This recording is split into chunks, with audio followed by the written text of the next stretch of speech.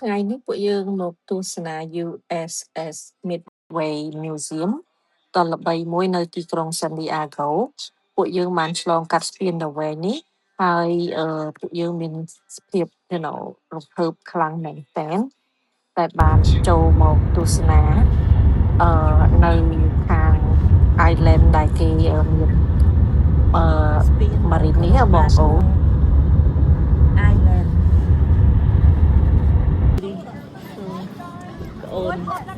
នាំមកនេះមកចូលទេ40រៀលចឹងបានតែមើលខាងក្រៅហ្នឹងឯងឯកប៉ាល់ចម្បាំងគេអូអាលើហ្នឹងអើយមានយន្តហោះនោះយន្តហោះលេខ46ចូលខណៈយើងចូលដើរមើលហ្នឹងម្នាក់$41ហើយ discount ទៀតហ្នឹង discount $4តែអត់ចូលទេ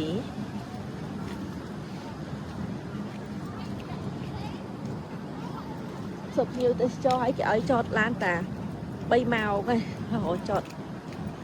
លឿនតែតាហើយមានងាកមកមាន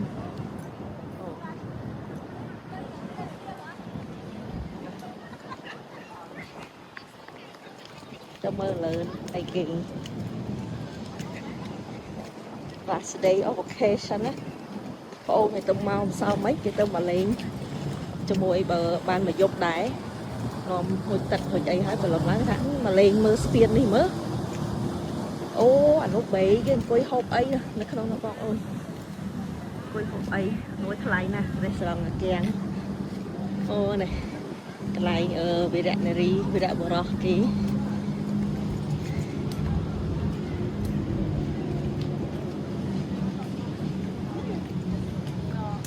អូនទឹកដីគេនេះអ្នកជីកប៉ាល់ហើយស៊ីអ្នកផែអ្នកស្មៀនទៀតណាគូកំណត់ហេតុ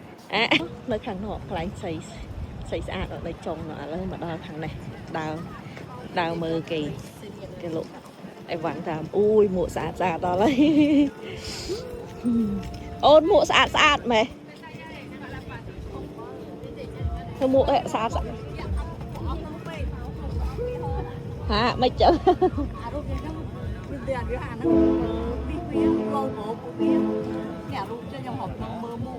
េះមួ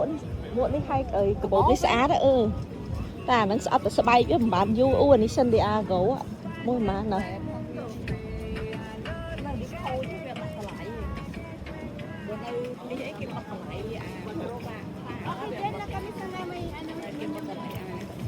អានេះស្ដើងលហៀ5-10រៀល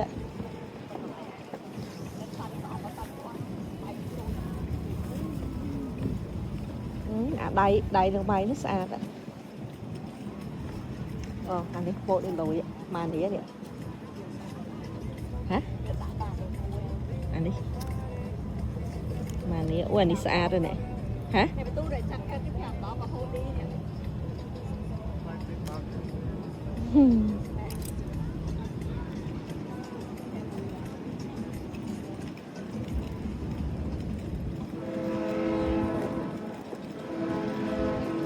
Oh,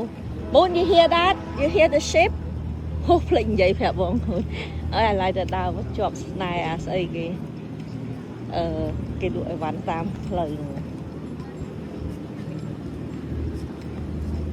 anh đi thông mà lịch của má nó ngồi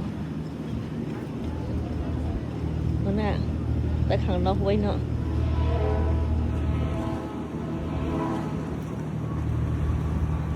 lăng vậy mùn thật lăng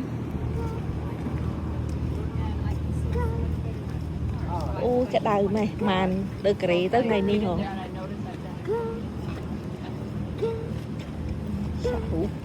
ôi sạc cái đá lơ chân món